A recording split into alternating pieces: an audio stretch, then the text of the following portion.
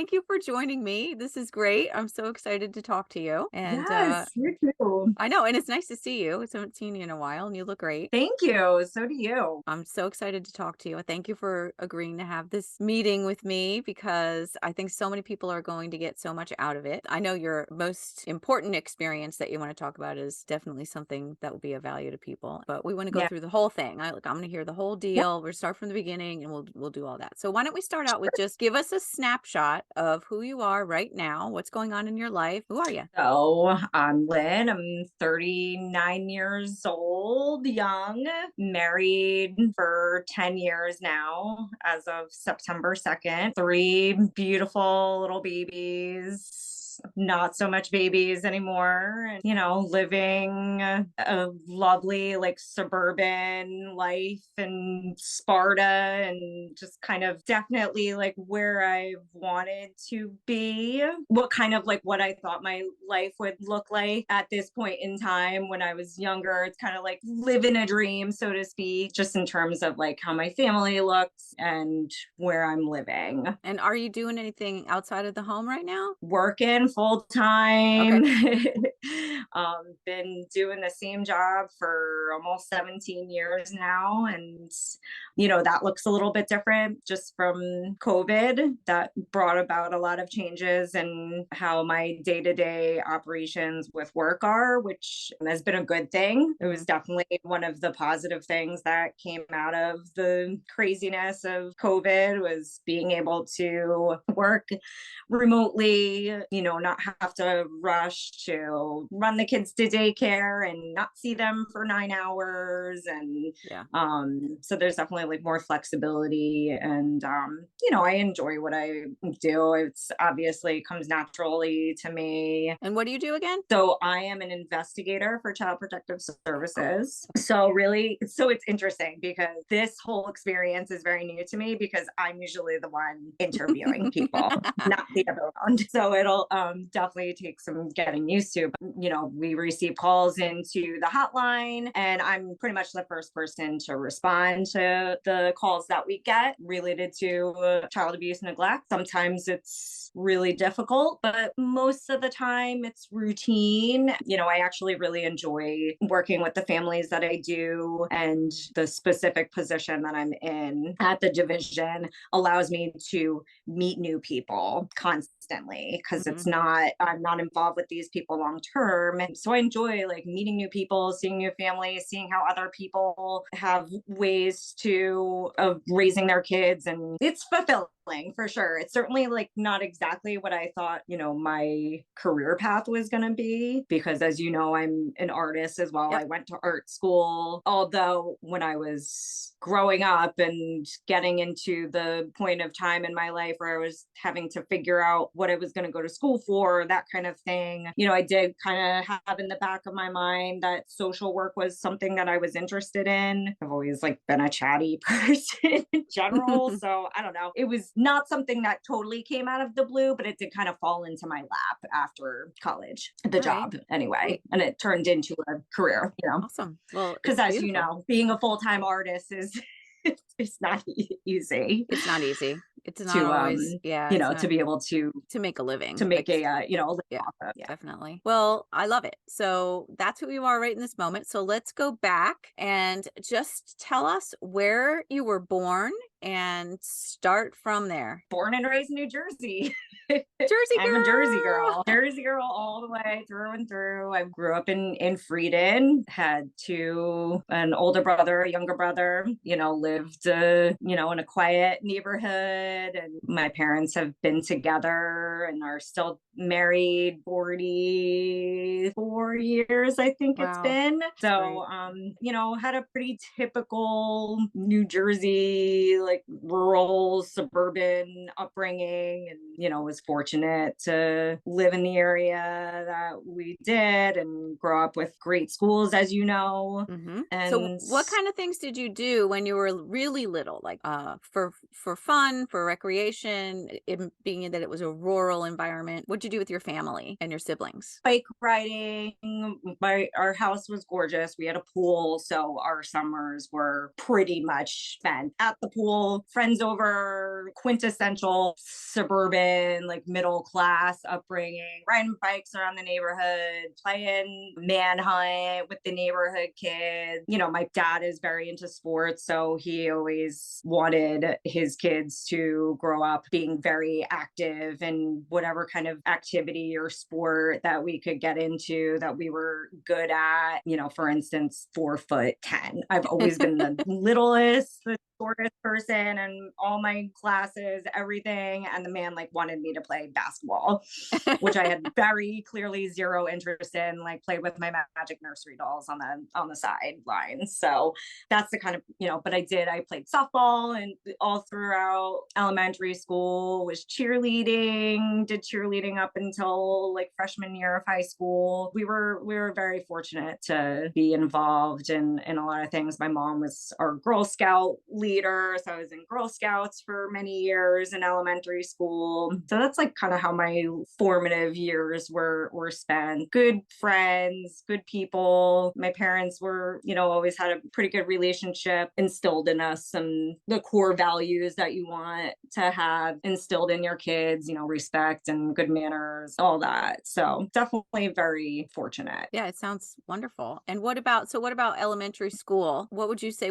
Who were like your greatest influences? Was there a specific teacher or any friends or other people in your life who might have influenced you at that time? Really young. Yeah, I mean, my best friend in elementary school, Elizabeth, she, you know, all most of my young memories involve her and her mom, who was wonderful. She recently passed away a couple years ago, which is like devastating. She was just a really just one of those people that like everybody knew her, everybody loved her. She'd give the shirt off her back, that kind of person. And, you know, my mom was just talking about her actually because we're starting dance with my daughter, and me and my friend Elizabeth, we did dance together when we were Oh, really little, not for too long, but you know, my mom and her mom would like swap taking us to dance yeah. class and stuff. So yeah, a lot of my Yeah. childhood memories are with her, playing Oh. Barbies, like the whole, you know, girly thing, and you Mhm. know, role playing and pretend, you know, making videos, Mhm. you know, back in the day with like the old VHS camcorders.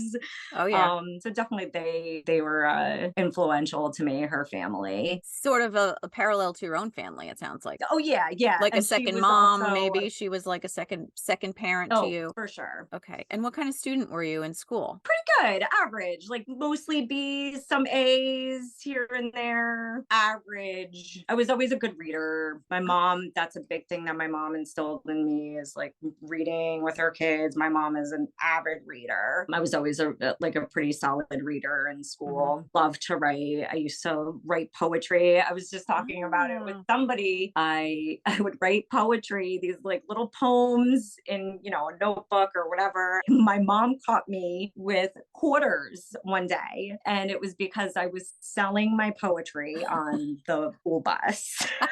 And she was like, I "You love have to it. give these quarters back. Really? You Did can't you give give them people back? money." Did you I give the money did. back? You did? I did. My That's mom's like, "You can't take kids' money." you can't get paid for your art. I was trying. I was Yes, I hustling on know. the bus in like first grade.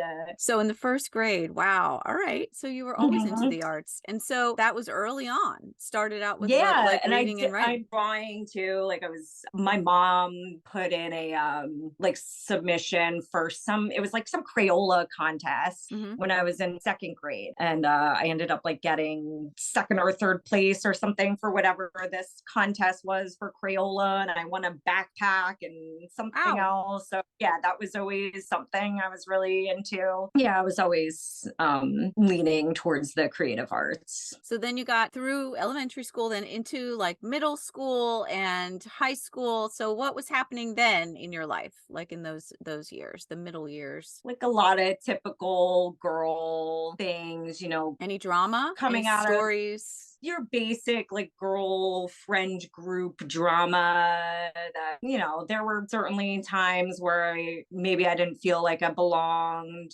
with some of the people I was hanging out with. I had a little bit of a struggle kind of finding who I was, and like any adolescent girl, kind of just making your way through cliques, going through the growing pains of forming relationships and what you want out of friendships and that kind of thing. So, but at the same time, I certainly didn't realize it in the moment, but other people were also going through those same issues too. And in hindsight, it's probably something that kids probably talk about more these days than we did back in the 90s. So hopefully things have changed a little bit in terms of the formative, like adolescent, teenage years and drama and this and that. Although, we have technology now. So I don't I'm know. sure it I just don't know. Yeah, it might make it worse. you're the one with the teenagers. So Yeah, it was still going on when my kids were yeah. in those, grades, for sure it was still Yeah. going on. I mean, that's the time when that happens, it's supposed to happen, Right. where you're supposed to, like, tussle with all that stuff, hopefully you get through it and come out the other side, that's the way it Yep. works.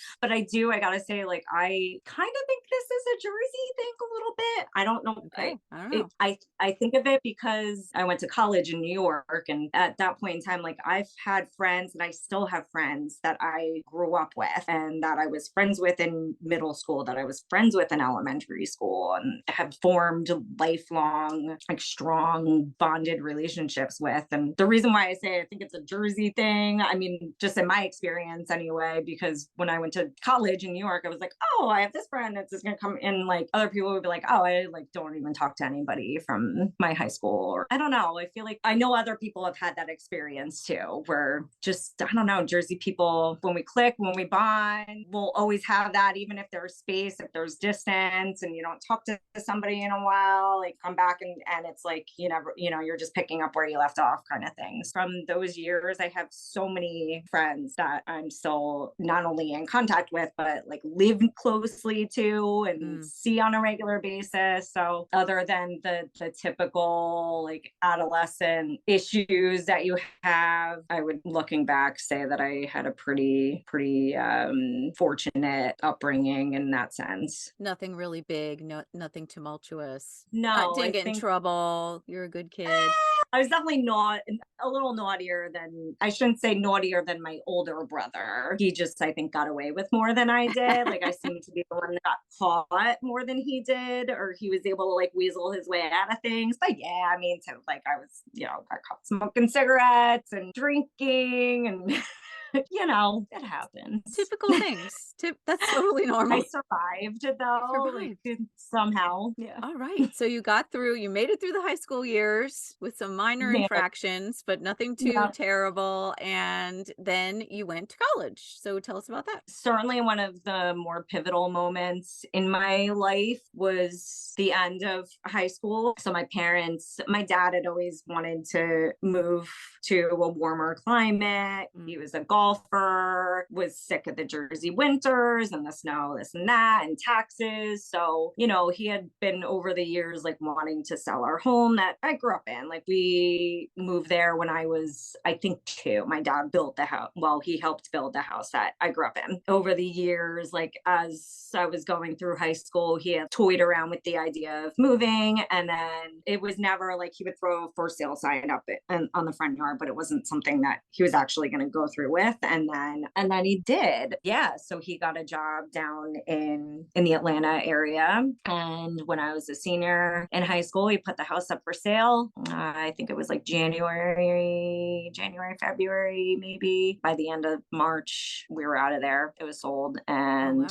So did you finish the yeah, I year? mean, Your high school senior year? yeah, yeah. So what we ended up having to do, because at this point my older brother was already graduated, he was going to Rutgers, and my younger brother was in seventh grade. We were able to, because it was still the school year, we had a couple months left of school left. So we had to get a apartment. So we were able to finish out the year. But my dad had already moved at that point. Like he was down in Georgia. I think by like mid-March, he had already started his job. So he had to get an apartment down there while they were looking to buy a house. And then by the time I graduated, they were gone. Yeah, like it was I still have like a lot of it's like it was an abandonment. And I still have a lot of abandonment issues from that. I was already at that point, knew I was going to school in New York, put in my application, I got accepted to school. That's where I was going. So you went to school. Did you ever live with them again? For a couple months in between some time off I had taken in college. It was never my home. After that, my childhood home was sold, and Yeah. I have no other like my parents' house. It's just my parents' house, and then Yeah. where I had a lot going on at the end of senior year with that. And then I had an abortion in that same month, in the month of March. So that was like a really definitely like a reality You hitter, yeah. I You had to kind of grow took it. up. You just had to grow up super fast in that Yeah, 1 month. That's so yeah. much. That's a lot to deal with. It was the decision I had to make, and I certainly don't regret it, and knew it was the right decision at the time. Mhm. Obviously, looking back, it's something I'm not like proud of, and I don't talk about a lot. Yeah, it was just like the worst time for Yeah. that to happen, given everything else that was going on. Ending my senior year, knowing I was going to college, knowing my parents are moving almost 1,000 miles away, not really knowing where I'm going to be living for that Mhm. summer while I'm in this transition period of my parents leaving the state and then me going to school at the end of August. So I kind of like bounced around to friends' houses and was actually dating Kyle, my husband now at the Yeah. time. There's a lot going on there. And that was really, like you said, it was just like I like grew up really fast. Yeah. So that would you say that was the first major life transition period that you had? Oh, for sure. And it's a Yep. big one. Big one. Yeah, like you were totally uprooted in so many ways. And then you did eventually go to start your school, and Yep. where did you go to school? SUNY Purchase. Did you go for art? Were you majoring in Yeah, art? yeah. I was mainly interested in photography at that point in time, and then that my interest evolved during my time in art school. And it was also a weird time in photography too, because it was still, we're talking 2001. I started college, and then a week later, 9/11 happened. So that was also it Mm. was just like looking back, I'm like, how did I survive that year? My grandma passed away also at the end Wow. of beginning of June. So like right before I graduated. There was a lot. Yeah. It's crazy to think about again in hindsight. Yeah. Just wow. I can't believe I was going through that. And Because your I don't life know. had been very your life seems to have been very idyllic until that time. Yeah, stable, Right. idyllic, had like my own wing of my parents' house where I had like a separate entrance to my room, like living it up. And then, yeah, and And then then like boom. a lot of things hit me at once. So So, you were at yeah, school during 9/11. I mean, I know when it happened, there was something going on in my family. My mom was actually in the process of dying at that time. And gosh. I remember the anxiety that I felt after 9/11 happened because you're just so unmoored when you have these things going on in your life and then something like that happens to the collective. It's like, Right. so what do you remember from that time? Just so much uncertainty, a lot of Did, uncertainty. It was very strange. I mean, thankfully, I didn't know anybody who perished in that Mhm. terrible incident. Obviously, going to school in Westchester County, you're half an hour away from where it's all happening, and there's plenty of people who I went to school with who did have family members who were at the World Trade Center. A friend of mine at school, his uncle was one of the pilots. Yeah, it was just a really like, for lack of a better term, like a really fucked up time to start college, and in the place where we were specifically, like people just we started, I think it was the second week of classes because it was a Tuesday. So there are people who went for for 2 weeks and then left. Couldn't go anywhere. The bridges were all shut down. Classes were canceled for the rest of the week. And there was just a really weird, sad aura around Mhm. that semester and beyond. I had a lot of feelings. And then you're like sharing a tiny room with two other people who you don't know, maybe you don't Mhm. click with. And there were certainly times where I was contemplating, like, do I want to stay here? Is this what I really want? But I knew that I didn't want to go to Georgia because Okay. that was the alternative. Okay. So I stuck it through. At that time, you had that whole period from the spring and the summer where you're probably really craving stability, and then you get to school, and then Yeah. bam, it's like the opposite of stability. So Yeah. then it did eventually kind of calm. How was the rest of your college experience then? How would you characterize it? It was definitely a roller coaster. How so? So I like was able to coast through that freshman year, came back and started my sophomore year and started dating someone. And I was also freshman year, I was dating Kyle, who's now my husband. Mhm. We were dating at that time from the time I was early on in my senior year of high school, which is how I met him because he also went to Purchase as well Mhm. as a couple of my friends from high school who we were mutual friends with, and that's how I ended up meeting him. So we were together for my senior year of high school, and then most of freshman year of college. But we separated, like didn't really have a bad breakup. It was just kind of one of those things, like he's doing his thing, I'm doing my thing. We're both in college and figuring things out. So it wasn't one of those, like we never had like a bad breakup or anything. And we always had these mutual friends. So we're still friendly and connected in some way. But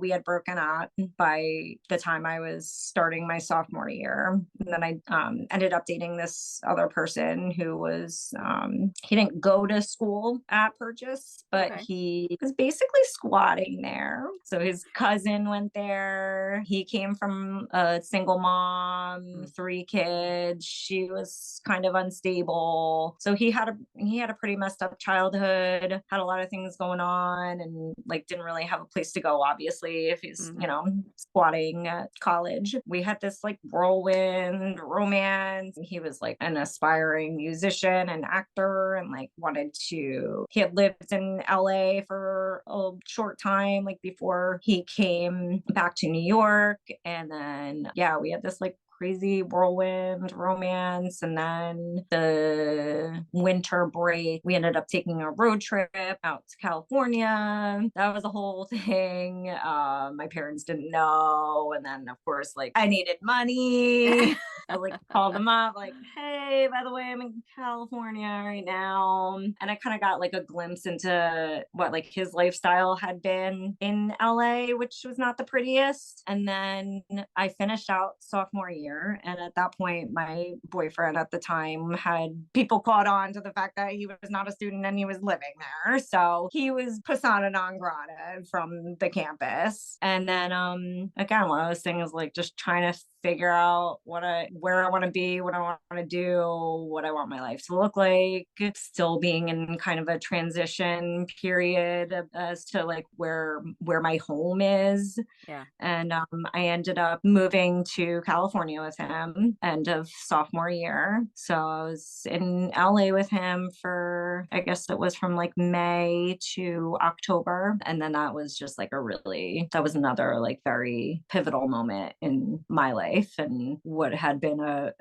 pretty like solid good run of like good fortune was not so much there. He became heavily involved in drugs, crystal meth, like Wow. not just any run of the mill drug. It was bad. It got really bad. I had obviously done it with him a couple times and then was like, this is the worst ever, and stopped. And he continued. Wow. And I don't know how much you know about the effects of crystal meth or crystal meth addicts, but they're completely delusional, obviously not sleeping at all. They can be very violent. That, certainly came across a couple times in my experience with him out there. It was really isolating. We lived in like a studio apartment. I was working. He was kind of working. It was definitely like me pretty much supporting what was going on, and he wasn't around because he was very involved in what he had going on with his addiction. And Mm. yeah, there was a breaking point, and there was an incident that I was put into with him. My memory is very hazy on like the night that it happened, but there was an incident where he had assaulted me, had a gun, and threatened me with the gun that he had, forced himself on me, and that was it. That was the worst night of my life that I had had up till that point. So Wow. I was like, I'm done. I'm leaving. Goodbye. Obviously, I was so far removed from everybody. No one really knew Mm. exactly what was going on. I did have some close friends that, I confided in, and I had actually was in contact with Kyle as well. Finally reached out to my mom and told her I can't stay here anymore. Fortunately, my dad's sister lived in the Sacramento, San Francisco area. Okay. So I was able to shoot up to her place, and my parents got me back home from there. So that was that was definitely a game changer in my life. It was kind of the realization that like, oh, life can get really, really dark. Really Yeah. dark. So serious turning point. Serious, yeah. Obviously, I had not gone to school for that first semester, and then that was when I moved back east in whatever it was, October of '02. That was like the few months that I lived with my parents in Georgia Mm. until I was able to get back enrolled in school for the winter spring semester in January. So came back to school with like a different lens Mm. and hardened a little bit. Also, like appreciative of the love and support that I got when I did finally come back to school. And at that point, I had made like a pretty solid group of friends, and so thankful to have the loving support of those group Yeah. of friends. I could like open up to a little bit more than I could with my parents. Like, Yeah. obviously, you don't, as a 20-year-old, don't want to go to your mom and dad and say, hey, my boyfriend's a like really serious drug addict and he, abused me. Hmm. Like, you don't want to hurt your parents. That was my outlook on that. Like, I don't want to devastate my parents with this information. Yeah, I kind of got back on track once I came back east and felt home-ish again. Even just like the season changes. It's Hmm. nice. Like, Hmm. I think it rained for like an hour the entire 5 months I was in Los Angeles. Like, I So you, specifically remember the one day it rained, which is weird because it was like you should be happy that it's like so sunny out all the time, but it was depressing. It's ah, very strange. I interesting. mean, it was also probably the circumstances that I Yeah. was dealing with. But yeah, like I kind of just like needed a rainy day. I don't Yeah. know. Sometimes you need a rainy day to like Yeah. reset and just kind Washes things away. It's cleansing, of right?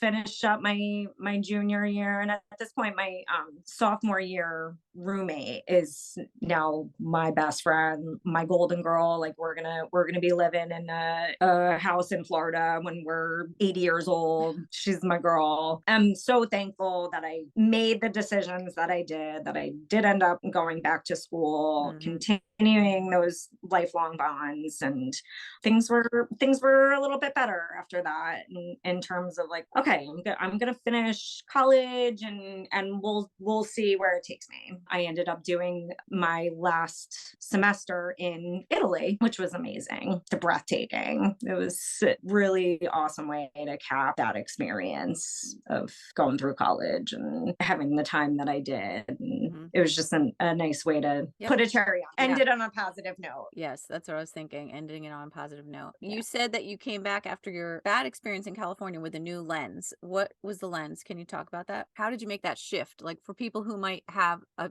bad experience and need to shift it into a positive experience. Opening up to my friends about it was a huge weight off my shoulder. Like, I'm not carrying it all. And Mm. I know it's like super cliche, but it really is. It's so true. Like, you cannot bear the burden of all these things that life hands at you alone. It was something that it's scary to do, obviously, to talk about these really hard things that you're going through because, you feel like you don't want to burden other people. You don't want to have them like take on your negative experiences or affect them. At the end of the day, that's what your close people are there for. That was the huge lesson I learned from that. Is like, oh, I can breathe, I can be my authentic self and not have to sugarcoat what I've been through, and people are going to be rallying behind me. What was I so scared of? People You are just pretty have to let. awesome. They really come through. Yeah, that was a rocky period. Then after you went to Italy, that was a good way of like, wrapping it all up with a nice pretty bow. Got a Yeah. great experience there. And did that change your perspective seeing the people of Italy in a different way of life? How did that affect your perspective coming back into a brand new stage of your life? Yeah, it was so where we stayed is it's this little coastal town near Mount Vesuvius, like just a little north of Naples. It's called Pijota, which apparently the like the translation is piss town. So it's this little town in, like I said, right on the coast, like on the cliffs, and beautiful, but definitely dilapidated. Like, there were Mm, houses with no glass in the windows. Like, certainly that helped me gain a little perspective of like where I come from and where I'd be going back to. That was an interesting like culture shock for sure. That, oh, okay, like I have it all right, even though I like don't have a home base really to go to yeah. in the United States. It's I'll have somewhere to go. I know that will be, we'll have glass in the windows. That kind of helped me understand my privilege of where I come from. Yeah. And then I came back, and a few of my friends who were back here in New Jersey, they needed a place to live. We're all kind of starting out our adulthood, and myself and a couple of my close friends got a house together. And so that was like my first living on my own, having my own place to share with other people and friends. And that was a fun time. Shortly after, I got, some daycare job for a little bit. And then my girlfriend who I was living with, she was working with the division at that point in time. It was DIFUS, still the Division of Youth and Family Services. So she had just started working there maybe for like 6 months, and she was like, hey, our agency's hiring, like, why don't you come and interview? And at that point in time, it'll be 17 years in January that I've been working with the division. So it looked a lot differently. You didn't need a social work degree. You just Mm-hmm. needed a college degree, Okay. which I had. I had a college degree. So yeah, yeah, I applied and I got the job. I guess because at that point no one wanted to do it. That's how I see it.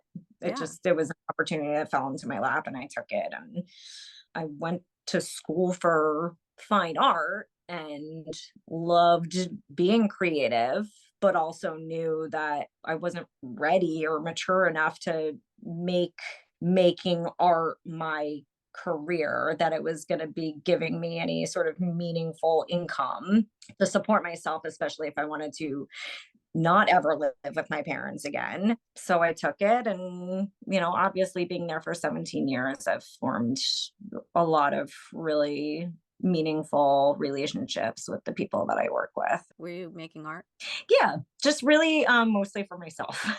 It was something I definitely took a break from for a little bit. But yeah, I've always just kind of done my art on my own terms when I have the time to do so and need the creative outlet. Then your focus was on your career, and it's like very, it could be very hard but also very, very fulfilling.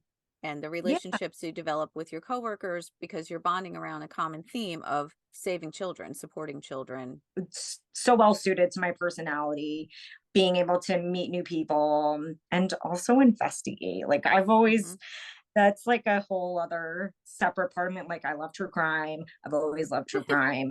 My mom, I would watch Unsolved Mysteries with my mom as a kid. Like I don't know how she thought that was okay to like let me watch Unsolved Mysteries when I was like 6, 7 years old, but we did. I don't know. It was the 80s, 90s. Like always got drawn to investigating. Yeah, that's really like what where I found my groove at work. And I've been doing investigations for out of the 17, almost 17 years I've been working there. I think there was maybe a total of like a year that I didn't do intake. So you get to take all your natural talents and use them every day. Yeah, and I love kids. Like Yes. again, like I've worked in daycare before. I Yeah. always knew at a young age that I wanted to have kids, that I wanted to be a mom. So it just seems okay if I wasn't doing art, which is like my biggest passion. This is a nice settlement. And Okay. it was pays well Hmm. enough, Yeah. good benefits. Like it's something that you really have to factor into, especially living in New Jersey, and certainly not cheap to live in New Jersey. Mm. So these are all the things I kind of had to weigh in terms Yeah. of like, my happiness and fulfillment. Hmm. It is a tough job. I've had to remove children, and it's not a pleasant experience ever. The very rare instances that I have had to do that, I know it's the right thing that Hmm. I'm doing, as Yeah. sad as it is. Yeah. But those are thankfully very few and far between. In the meantime, then obviously you have Kyle in and out of your life, and there's got Yeah. to be something that happened along the way there because you're married to him now. So Yes. Like I said, we always had mutual friends. That's how we met each other. And we always stayed friends with those mutual friends. So, and we, again, like never had this like awful breakup. So we have always like found each other throughout the years. Like even, when I came back from California, we hung out a little bit. And he's a musician. So he was 2 grades above me. So by the time it was my sophomore year, it was his senior year of college, and he was, pursuing all of the things he was trying to get started with in his career. So, that's why it was never like, oh, we got back together all of a sudden. We always had things going on in our lives individually where mm, we would meet up, we would hang out, we would see each other,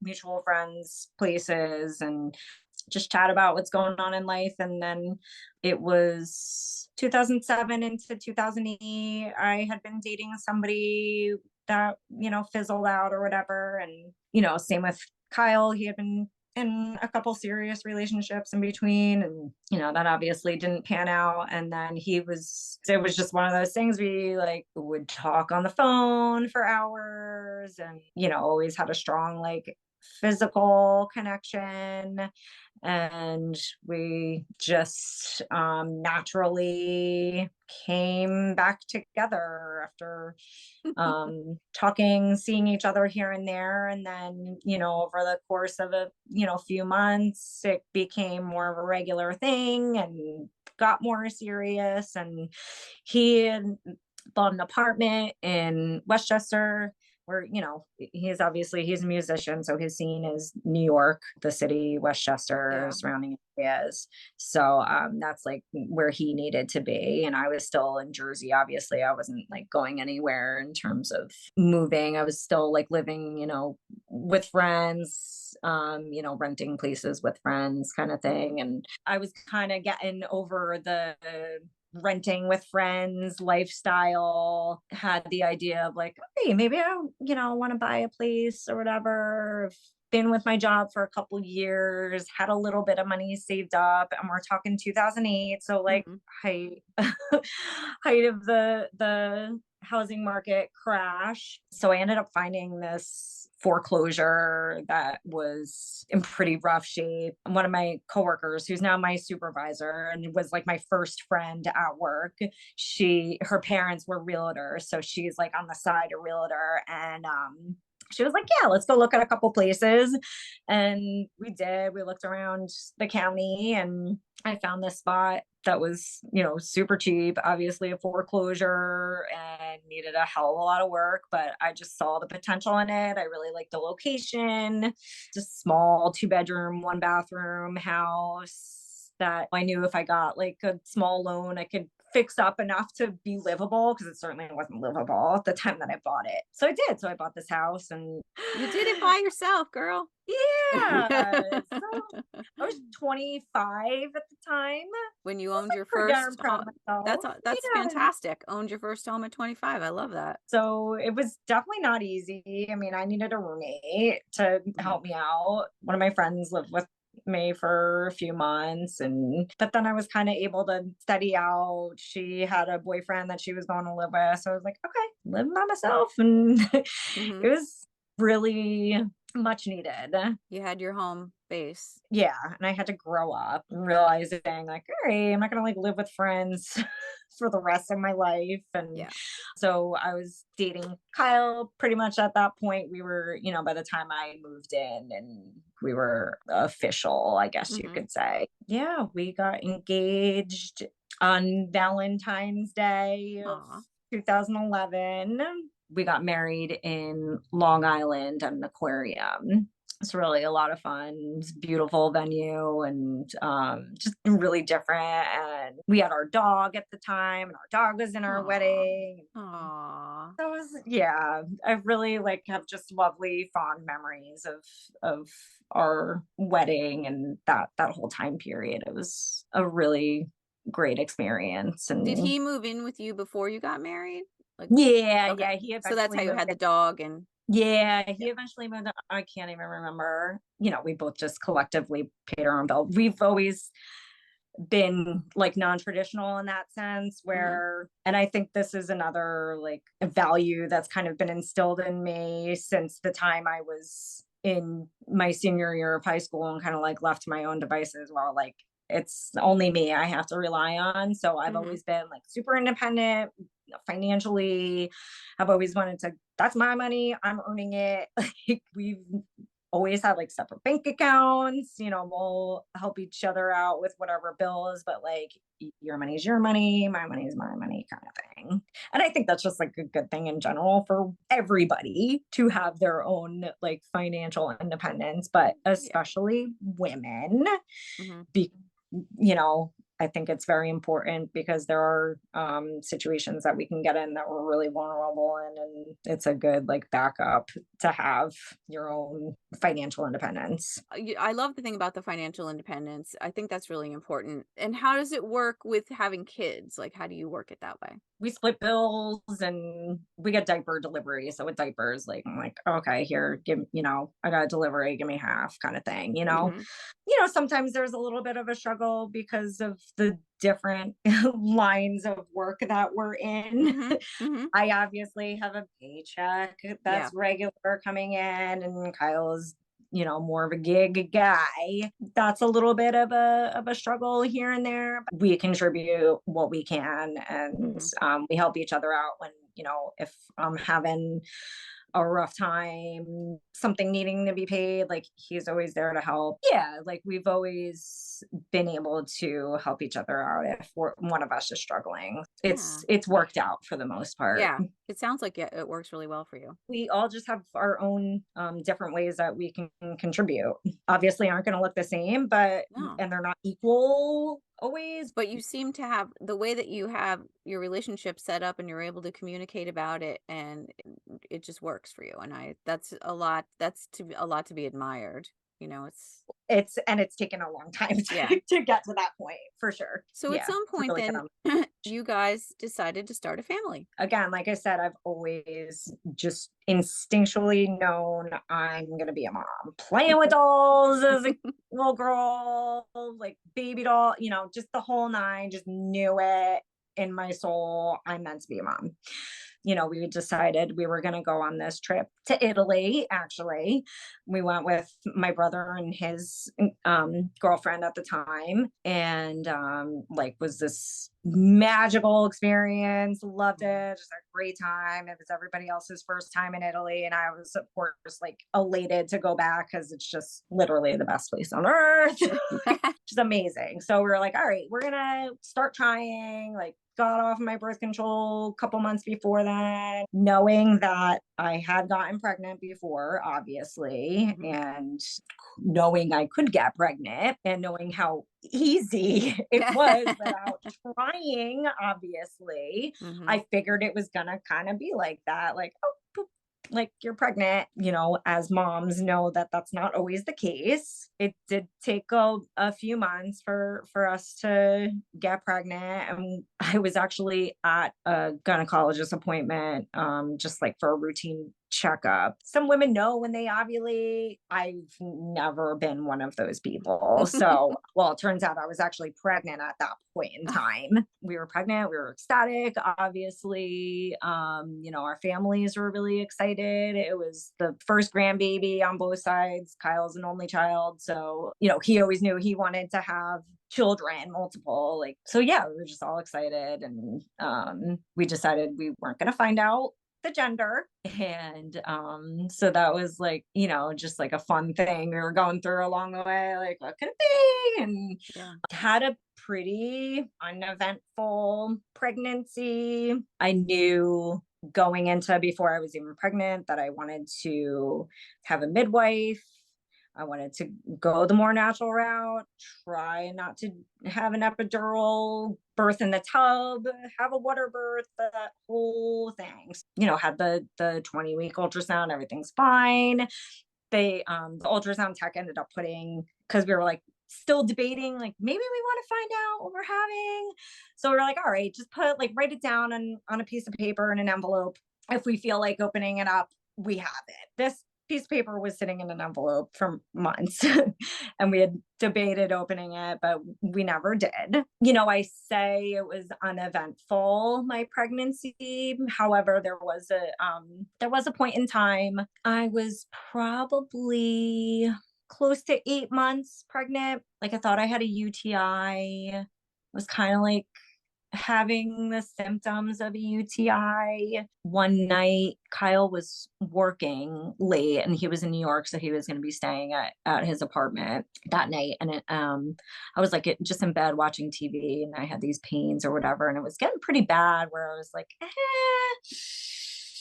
like, should I go to the hospital? And Kyle wasn't home, and so I was like, I'm just gonna like work through it or whatever, and then Mhm. I'll call the midwives in the morning and try and see where I'm at in the morning.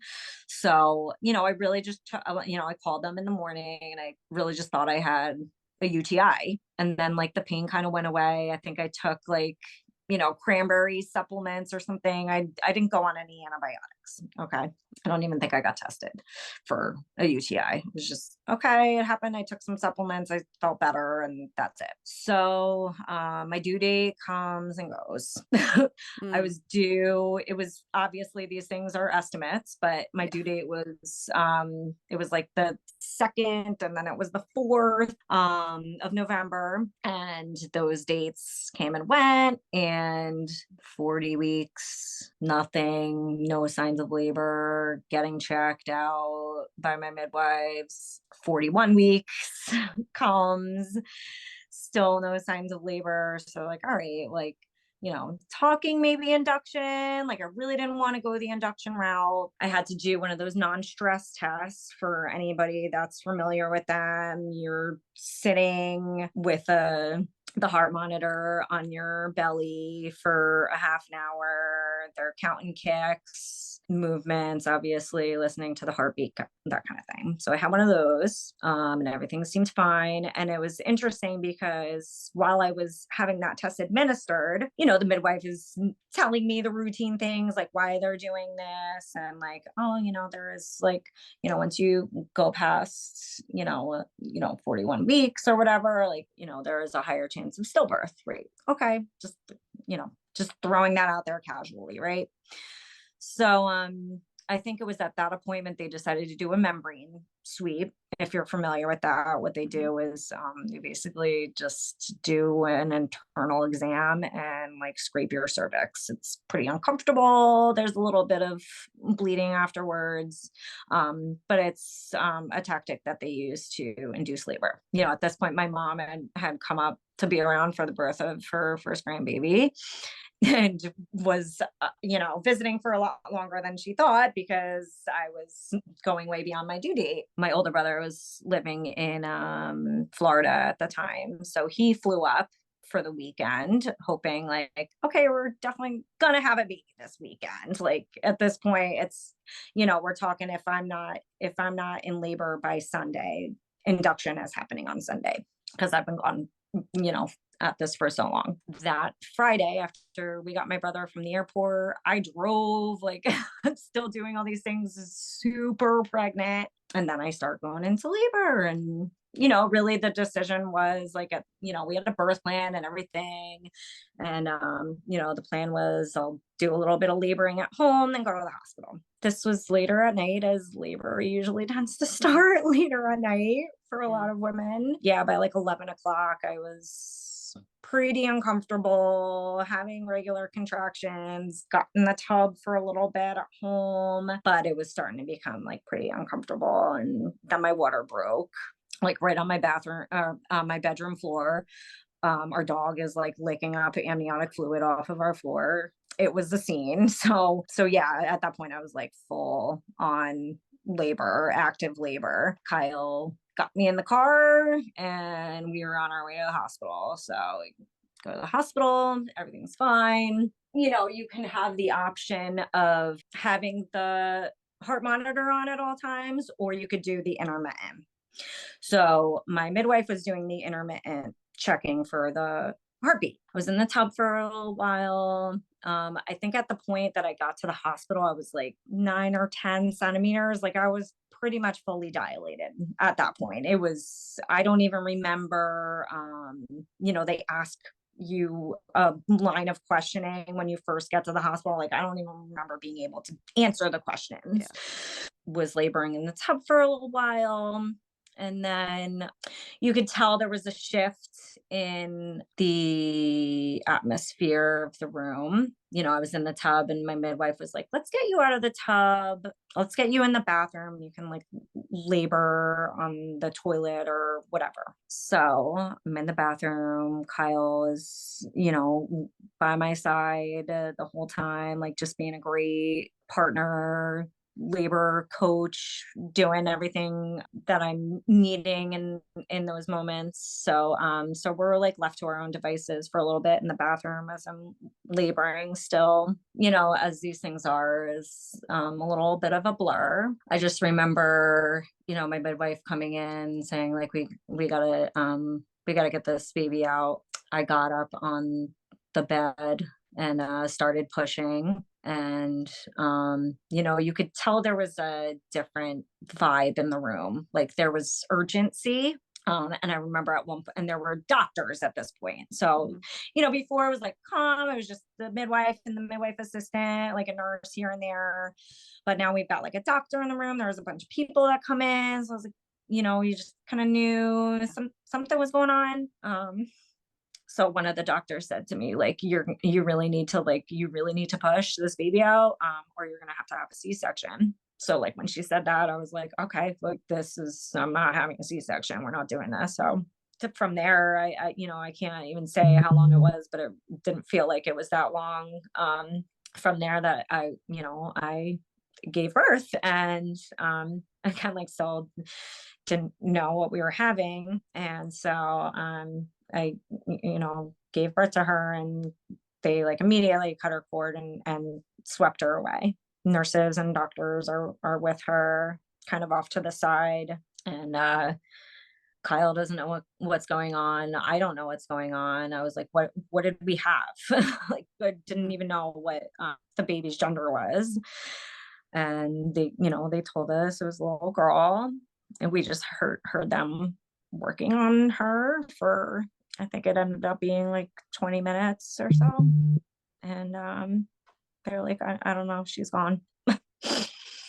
It was just like completely unexpected, because you think you're going to the hospital to have this like beautiful experience, and it ends up being a nightmare, an actual living nightmare. Our moms were there at the hospital at this point, both of our moms and my brother, and they're all, in the waiting room waiting to hear good news, and it ends up being earth shattering. It was the most devastating experience of my life. Having no idea what happened. She was alive when I went to the hospital. There was a heartbeat. There was a Mhm. heartbeat during labor. What happened? I'm so sorry. Thank you. So we had this new normal, like, just our lives were completely in a tailspin. I was pregnant with a couple other people that I worked with at the time. We all had like very similar due dates. So Mm. that was also like really strange, because they had their babies. They had their newborn babies, and here we had to make funeral arrangements. We got to spend the night with our daughter, which was a whole decision that I was kind of pushed into, because at that point in time I was like, get me the F out of this hospital. I don't want to be anywhere near here. This is hell. Get me get me home. Like, I just want to leave. Thankfully the supportive people, the midwives and the staff at the hospital were really just so kind and caring and thoughtful in pushing me to stay and spend 24 hours with my daughter, who I was not going to be able to spend any more time with. So I'm really glad that they did that, because I definitely would have regretted that had I just left. Yeah, as much as it was the worst experience of my life, it could have been a lot worse had I not had the support of my family, the support of the staff at the hospital. They have a nurse who specializes in these situations. She had a son who was stillborn in like 83, and she had shared her experience with me in that moment, that back in those days, like, they literally just took your baby away from you, and that's it. You never see them again. Things have certainly changed over the years. I'm thankful that there were other people there to guide us, when obviously we were not thinking clearly, or anything. Yeah. couldn't think. No, I can't Honestly, imagine. I we can't couldn't think imagine. for ourselves at that No, moment. I cannot imagine. So there were some red flags when I was at the hospital. I did have to, my white blood cell count was indicating that there was an infection, that my body was Oh, fighting off an infection. I remember in hindsight being really hot, just having symptoms of an infection. You have to make the decision of, like, do you want an autopsy? yeah. You have to make that decision when you're at the hospital. So we opted, I'm one of those people, the investigator in me, Yeah. like, needs answers. We ended up doing an autopsy. Anyone familiar with autopsies and reviewing of medical records, it's certainly not something that a layperson can just interpret. There were a lot of things in her autopsy that ended up causing her death. And we found out that she had group B strep. And any woman who's been pregnant knows that it's an infection, and we get tested, we get swabbed for it between 35 and 37 weeks of pregnancy. I had the swab. I was negative. Oh, However, they tell you when you are getting the test for it that it literally can change from day to day. So one day you can test negative, but then you could test a couple days later and be positive.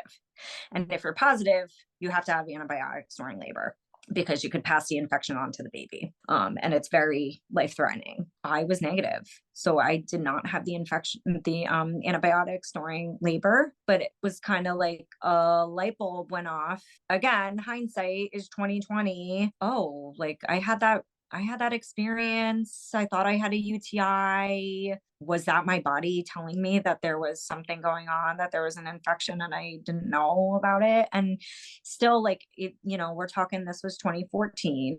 So it was still not something that people regularly knew about, even parents knew about. And even our midwives were not well versed in this group B strep.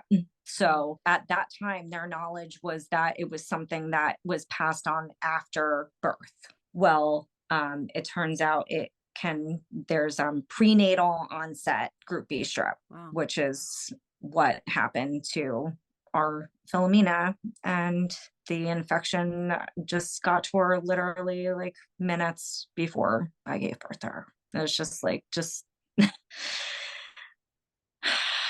obviously the worst thing that's ever happened to either myself or my husband. And my husband has been through a lot of shit too. I mean, he lost his father to cancer when he was in college, like Mm. taking, had to see his father die in his living room and then go and take exams. This was pivotal for us as a couple and individually as our first experience in parenthood.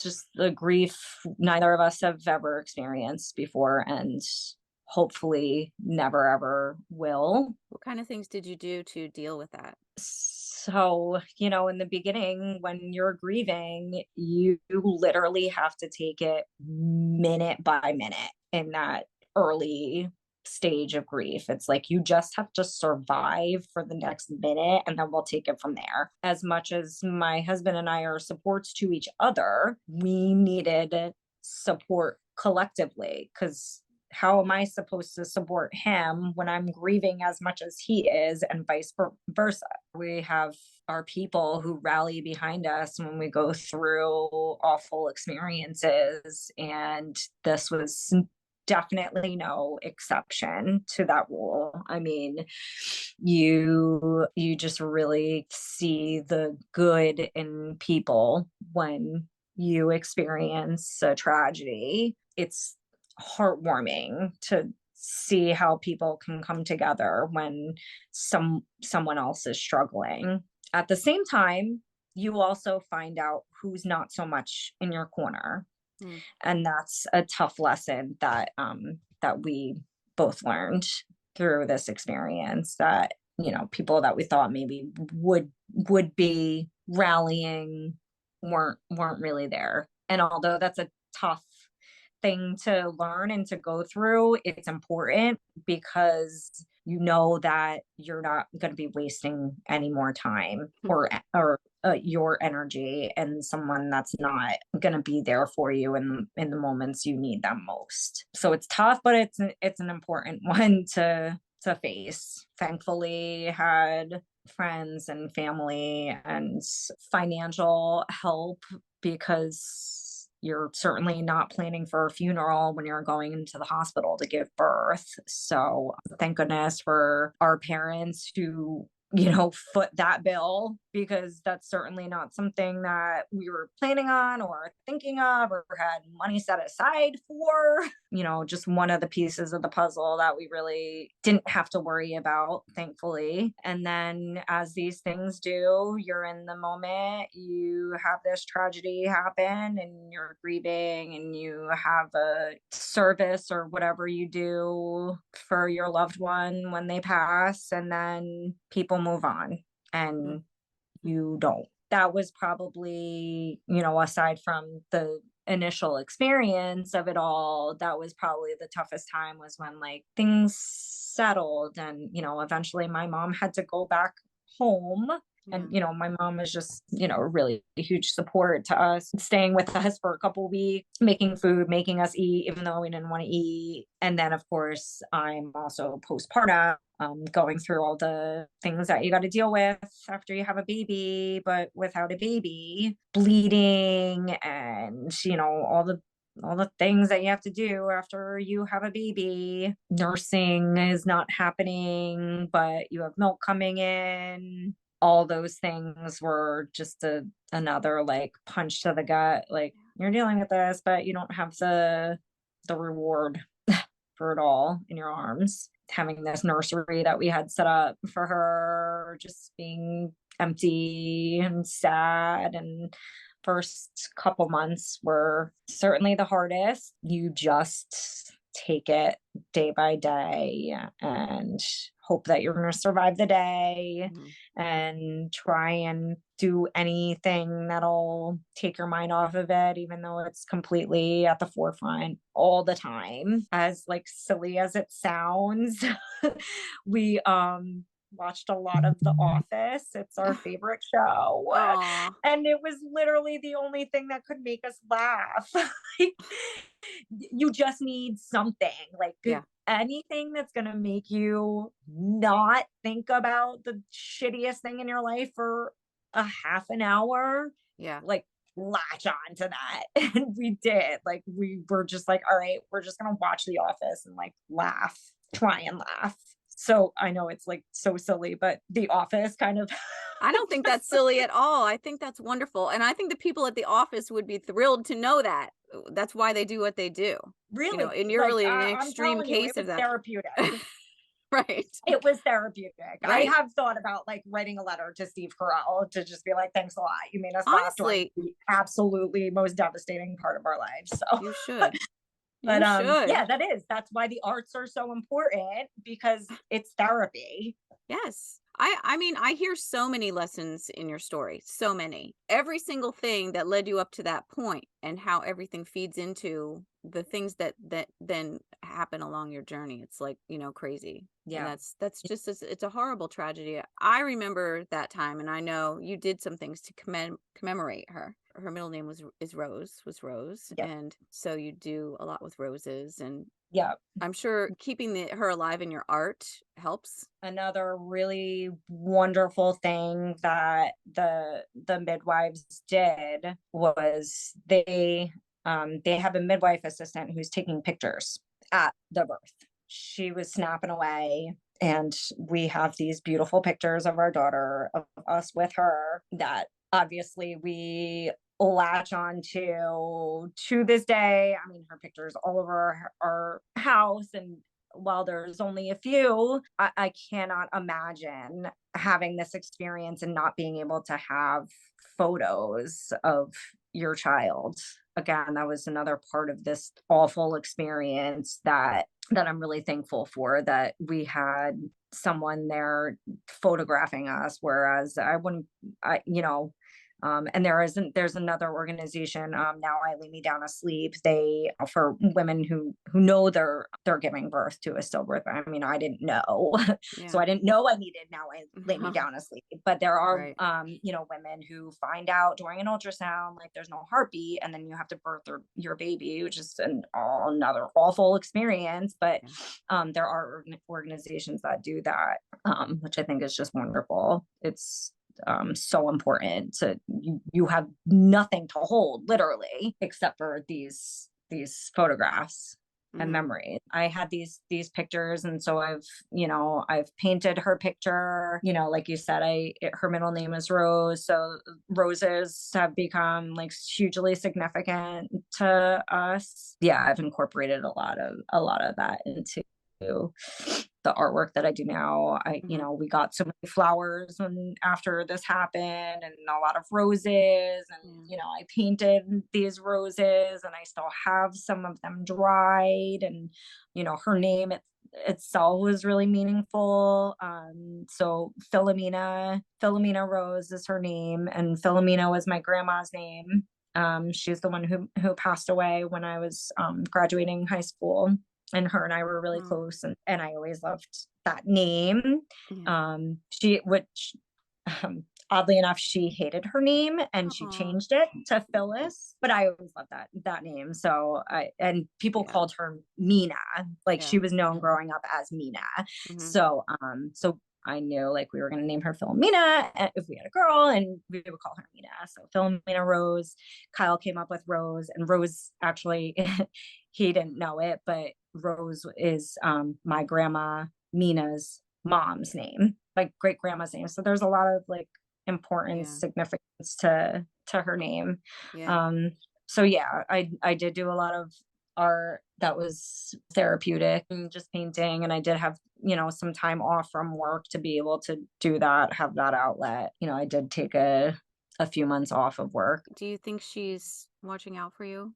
Oh, for sure. Yeah. Yeah, I yeah. can't help but think about how, as we were talking and that light kept coming through, and like every time you pulled the curtain, then the light would come back. And yeah, the sun's moving, but there's a light coming in that won't stop coming in to your Yeah. life, to your room, And and it's like, that's an she is our light. Like yeah, Philomena literally means full of light. she's a sibling, she's a part of the family, and I know that Oh, you do mhm. that with, with your kids. They're very aware of their Yeah. sister. I'm sure that helps everyone with the grieving process. I mean, I Yeah. know the whole cliche about grief is it doesn't, it never goes away. No, it's You just sort of learn how to live with it. mhm. And That's true. yeah, and sharing it with more people helps to make the burden a little bit lighter. Absolutely. That's a huge piece of how I was able to move forward Mhm. with my grief. Was unfortunately, it's more common than people are aware. Before we had the experience we did, I worked with someone who had a stillbirth, probably, I guess it was about 4 years prior to when we had Mina. She was a colleague of mine, a friend of mine I actually had grown up with, and then we ended up working together, and then she had left, so I wasn't working with her at the time, but she was a huge support to me. Just as like sick as it sounds, it's important to surround yourself with people who have been through similar experiences. Like misery loves company, and I ended up finding, I used like a fertility app when we were trying to get pregnant. So I was tracking my periods through this fertility app, and there's like a chat portion of this app, so you can like share your charts and your fertility experiences and what have you. I ended up finding a couple of women who had shared experiences around the same time that we lost Mina. These other women around the world, one of them lives in Australia. Her daughter was stillborn like a few weeks before we had Mina. And then another woman I became friends with, she's out in California. Her daughter was born like I think the day after Mina was born. So I ended up forming this like online group of women who were all grieving their stillborn babies at the Mm, same time. It was therapeutic to just surround yourself with people who are going through the same experiences and yeah, sharing what we're going through and what helped us get through our day that day. And then yeah. also navigating trying to conceive again. That was huge. So Yeah. you obviously have three beautiful kids now, and I know your first after Mina's passing was beautiful Violet. Mhm. Yeah, I tell her, and I was telling her this the other day, like I manifested her. I literally, as sick as it sounds, like the week after I had Mina, I was like, all right, we're gonna, like, when are we gonna have a baby again? Like, when are Oh, we gonna be able to try? And obviously, like, but as soon as like we were able to start trying, it was like, boom, boom, boom, we're doing this now. And I don't know, like, so this mantra, you're gonna get pregnant, you're gonna have a baby girl, she's gonna be your rainbow baby, and her name's gonna be Violet. I would just say it in my head. I don't like I manifested her. I tell her yeah. this all the time. Like I knew you're gonna be you, or you're gonna be our rainbow Oh, baby. You're gonna be named Violet because you're our rainbow baby, and yep. that's what's gonna happen. Like that's how it's gonna work. And insanely it did. And then of course, like, uh, I had some like scares in the beginning. So, again, our midwives are super supportive on me from the get go. Like, let's do blood work. Let's do ultrasound at 6 weeks. We're Yeah. going to make sure you have a baby in your arms, healthy, taking Yeah. home that baby.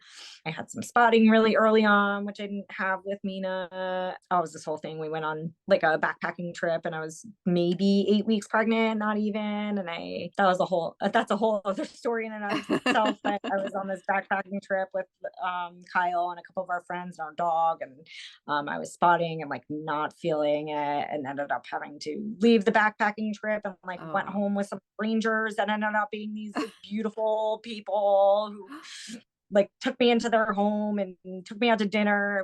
It was lovely. But so that was like this whole scare. I'm like, oh my gosh, I'm bleeding.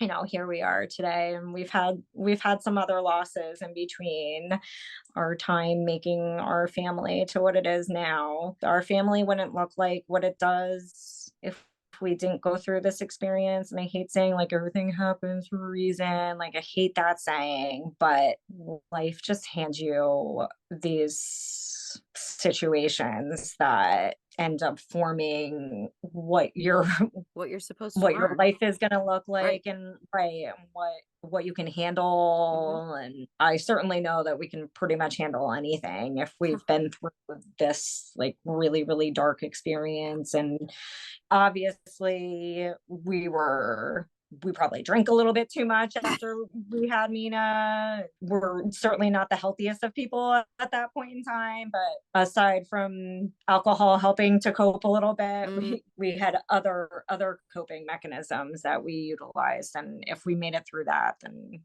I know that we can make it through anything. It reveals your strength. I mean, those situations. Yeah, it really does. You don't, and people will say that to me like, oh my gosh, you're so strong. Like I would never be able to do that. I would never be able to like live through that. And it's like I would have said the same thing had I not experienced that. But it's just like you just have to, or Hmm. else you give up and you don't live anymore. And like Hmm. I wanted to live. I wanted to be a parent, watch Hmm. my children grow up. I just knew I couldn't give up as much as you just like literally want to crawl under a rock and like not see anybody.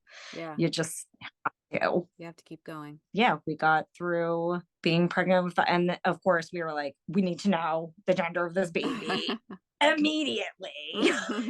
Never doing that again. Because I have a little bit of regret about that. I hate having regrets, but I do, in the sense that one, I do wish I, not that I think maybe this would have changed anything, but I do wish I had maybe gotten checked out a little bit more when I had that experience, thinking I had this UTI. So that would be one of my regrets.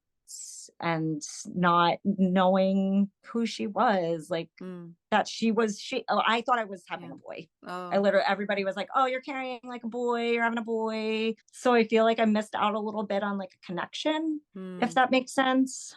yeah, that does make sense. I think you were most intimately connected in a way that no other two human beings can be connected. This is And true. and so it doesn't matter. Right. You know someone because of their essence, that's kind of why I Yeah. believe it. Rather Yeah. than No, what I their agree. physical form looks like. I agree. I agree. I do. It's just one of those things. Like I knew, Yeah. like once we got pregnant again, I was like, we have to know. I need to know Yeah. right now. I got induced with her again. My midwives were taking every precaution under the sun. Ever since then, it was like, whether we're not even going to test you for groupie strep, like you're just going to have the antibiotics Mhm. during labor. We're just doing it. That was nice to be like 3 weeks less pregnant. It's weird to think that if Mina was here, Violet wouldn't be. I Right. don't know. I mean, I the way I look at life is all is as it is meant to be. Everything is as Yes. it is meant to be, and even Yes. the light, the dark, the ups, the downs. It's all It's how it's supposed to supposed to be. be that Yeah, way. I It can't know. be I otherwise. But I feel that totally. I really do. And I've said that like Kyle and I have had these deep discussions before about how it is just how it's supposed to Yep. be.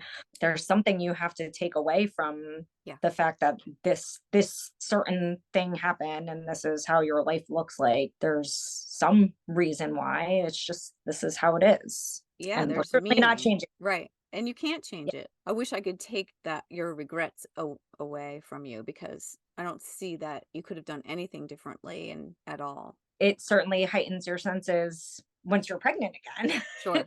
Yeah. So any Well, I'm little interested. thing, you're It's like, very curious because I tested positive for group B strep with my son and I did take the antibiotics. But I wonder if anybody if they do it routinely now because I know after post I've studied a lot about strep viruses and things and I know that they live in your body. I don't think they go away. no, Certain strains of strep are always there. Same with yeah, there's other viruses that once you get are always yeah, there. right. And Yep. viruses are like that. They kind of hang on. And so Yep. I That's wonder. definitely how groupie strep is too, Yeah. because I have no medical background. So I'm pretty much a layperson when it comes to my knowledge of viruses. And, I've learned a little bit about groupie strep after having this experience. And there are some, and I'm, there's a, Facebook group I'm a part of with women who have had groupie strep. There are some women who test for it, like their doctors will test for it very early, like in the first trimester. Mm, And some people get antibiotics during their pregnancy, like early on in their pregnancy, mhm, because it is something that can like live in your body and mhm, will mhm, stay there. It'll lie dormant. Maybe it shows up. And that's another reason why they say mhm. like sometimes you test positive for it, sometimes you can test negative for it. Yeah, It's I've heard yeah, that, just like and it a can live, change in very short period of time. It could be present yeah, or laying dormant. Again, I'm really sorry that you had to go through that, and, but I'm thank also you. I love seeing your beautiful family now. Your children are adorable, and you're such a great mom, and I love the things that you do for them and with them. Thanks. It's really wonderful to watch you and Thank Kyle you. have this family. So, because Yeah. this is the Blessings podcast, blessings and lessons. So let's talk about those. What would you say are the biggest lessons that you've learned over the course of your whole life? You need people. Like it takes a village. I say Mhm. this all the time. You will not survive if you don't have a village of people supporting you. And you have to, when you find those people, like you be there for them when they need you and they will be there for you when you need them. Don't hold things in as much as it's like, I said to you, I know I said to you that I was a little nervous about doing this because it's hard to talk about these things, but you have to talk about hard things that are not easy to talk about.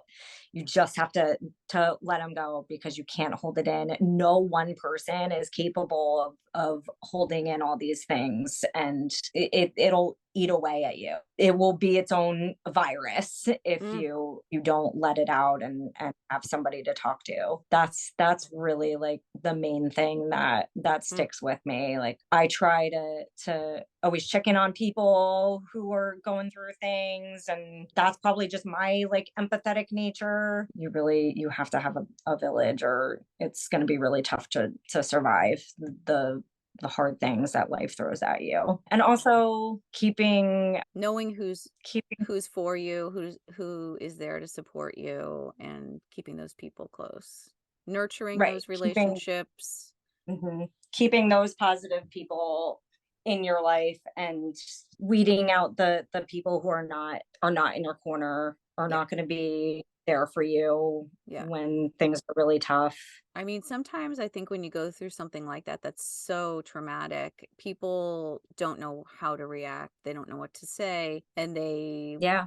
they check out because they don't. It makes Yeah. them uncomfortable. It's about them. Yeah. Absolutely. You're And spot on there. so, what about blessings? You have many of those. hmm What would you Well, say? and that's when things are tough, you do have to reel yourself in and look at the blessings that you do have, which are, of course, my husband, my children, my friends and family. When things get tough and life throws curveballs at you and you're having a rough day, or if I kind of have to reel myself in and think to myself, I have more than somebody else has. And I need to be thankful for that. Certainly very privileged to live the life that I live, even though I have had some pretty negative experiences along the way.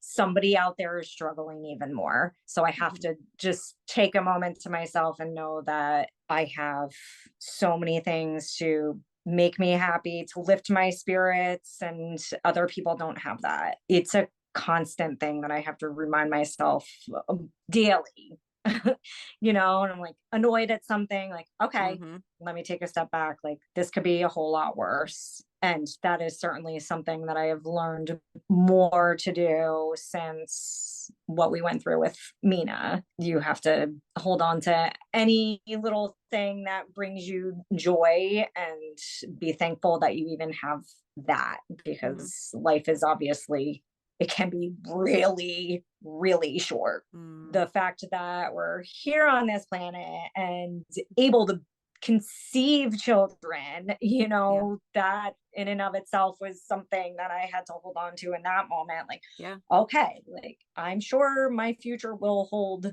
living children. Any little thing that you can grasp onto, take it. Yeah. There are a lot of little tiny miracles. I'm wondering after all this, like they say you can endure any how if you have a why. And it's about the idea that if there's meaning in your life. And so Yeah. what's the meaning in your life, or what's the meaning of your life? I feel like that's something that we're like constantly trying to figure out, and something that changes Mhm. as the years go on. But I've always meant to be a mom and to raise humans that I'm proud of. And aside from my role as a mom, I have meaning in myself as an individual, as an artist, as a helper in my profession, Mhm. just trying to find joy with my husband, the little amount of time we have to ourselves to take trips and go hiking, or we're just meant to. Experience the joys of life with each other and through creative expression and Yep. adding And not value, well. helping other people. I love that. Yeah, I'm just with you. finding something that makes you smile every day, Yep. despite all the like sadness that life can have. In a way, it helps you to notice the joys and have more gratitude for them. 100%. Yeah. This is true. I am so grateful that you've spent all this time. Thank you so much for going through, especially going through that really hard experience. And I'm just like so grateful because that is something that people can get help from you because you Yeah. went through it. Yeah. And I also want to give a shout out to the midwives in New oh Jersey yeah. for just being the best Yeah. and just like the greatest support people. And we've had amazing birthing experiences with them since that. And but also they had a grief group as well that I was involved in very shortly after we had Mina. So that was a huge piece of my just being able to survive those Hmm. first couple months, and forming meaningful friendships through that group. Yeah, and then also there's, if anybody would like to look more into groupie strep, they have materials, groupiestrepinternational.org. They have materials that they can send to any OB midwife practices, because it's not something that a lot of people are aware of. There's a lot to learn, and they're also trying to develop a vaccine.